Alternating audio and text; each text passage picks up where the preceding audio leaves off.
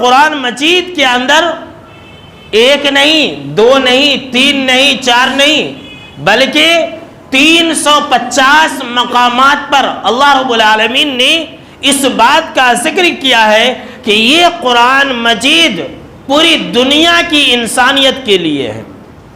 یہ صرف مسلمانوں کی کتاب نہیں ہے۔ اس قرآن مجید کو اللہ رب العالمین نے صرف مسلمانوں کے لیے ہی نازل نہیں کیا ہے، بلکہ اللہ رب العالمین نے اس قرآن مجید کو پوری دنیا کے لیے نازل کیا۔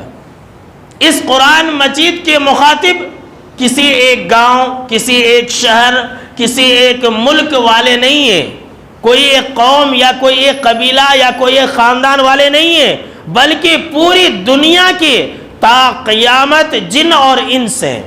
یہ قرآن مجید ایک ایسی کتاب ہے، ایک ایسی بابرکت کتاب ہے کہ جو بھی انسان اس سے جڑ جائے، جو بھی مخلوق اس سے اپنا رشتہ بنا لے، اس کی عزت اور بھی زیادہ بڑھ جاتی ہے۔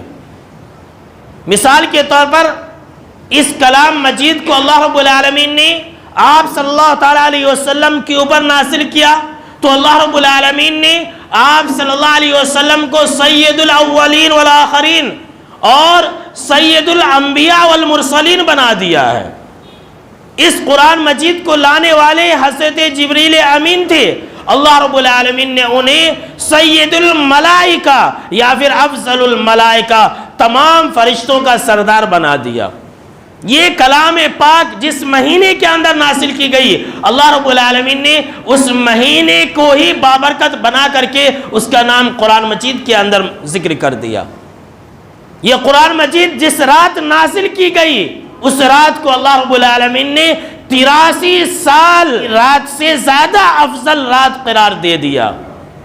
اتنا ہی نہیں، جس امت کو اللہ رب العالمین نے یہ قرآن مجید عطا کیا، اللہ رب العالمین نے اس امت کو کنتم خیر امہ، یعنی کہ تم سب سے بہترین لوگ ہو کا لقب دے دیا۔ یہی وہ قرآن ہے کہ جس کے پڑھنے والے، پڑھانے والے، لینے والے، دینے والے، سیکھنے والے، سکھانے والے سب سے بہتر اور افضل انسان ہے۔ یہی وہ قرآن ہے کہ جہاں پر بھی تلاوت کی جائے اللہ رب العالمین کی رحمتیں، برکتیں اور سکینتوں کی برسات ہونے لگتی ہے۔ یہی وہ قرآن ہے کہ جہاں پر بھی لوگ تلاوت کرنے لگے فرشتے وہاں پر آ کر کے جمگھٹا لگا دیتے ہیں۔ یہی وہ قرآن ہے جس کے بارے میں رب العالمین نے سورہ طٰہٰ کے اندر کہا فَمَنِ اتَّبَعَ هُدَايَ فَلَا يَضِلُّ وَلَا يَشْقَىٰ، کہ جو بھی اس قرآن مجید کی پیروی کرے گا وہ نہ تو گمراہ ہوگا اور نہ ہی بدبخت ہوگا۔ یہ ہے ہی ایسی کتاب